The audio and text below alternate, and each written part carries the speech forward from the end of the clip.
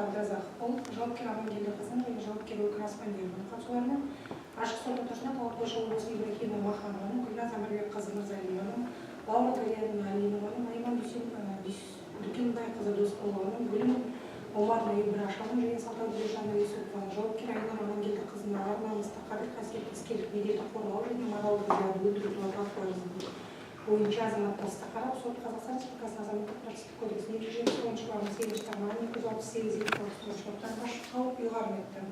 Талап қойшы облысы Ибрахимова Маханованың, Гүлназ Амарбекқызы Мырзалиеваның, Лаура Галиевна Алинованың, Айман Дүкенбайқызы Досқұлованың, Гүлім Омарова Ибрашеваның және Салтан Бержанова Юсупованың, жауапкер Айнұр Амангелдіқызының ар намысты қадір-қасиетті іскерлік беделді қорғау және моральдық зиянды өлтіру туралы фактілер арызы қараусыз қалдырылсын. Ұйғарымның жөн нысандары дайын болған күннен бастап бұл жұмыс күншіне Қызылорда қалалық соты арқылы Қызылорда облысының апелляциялық сатыдағы сотына жеке шағым беру арқылы өтінішқа келтіру мүмкін. Төрағалар сөйлеу Бербісәлиева. Отырыңыздар. Ұйғарымды түсіндірем.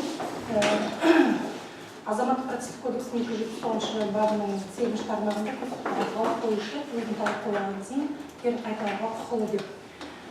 Егер талап қойушы ондай арыз беретін болса, сот жауапкерлерінің пікірін тыңдамастан талап қою арызды қараусыз қалдырады. Себебі ерже талап қоюшылардың құқығы заңмен көзделген, оны кері қайтаруға арнайы күдікті қарауға беруге олардың құқығын біз шектей алмаймыз талап қоюшылардың.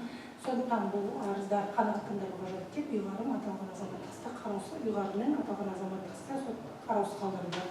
Келіспеген жақ түпкілікті сан дайын болған күннен бастап 10 жұмыс күн ішінде шағымдану құқылы. Толық мәтінде ұйғарым 5 жұмыс күн ішінде дайын болады. Поштамен жолдаймыз, болмаса хат жазғанда жауап бересіздер. Түсінікті ма? Түсінікті. Сізге түсінікті? Сұрақтарыңыз бар ма? Сот отырысын жабық деп жариялаймын. Сау болыңыздар.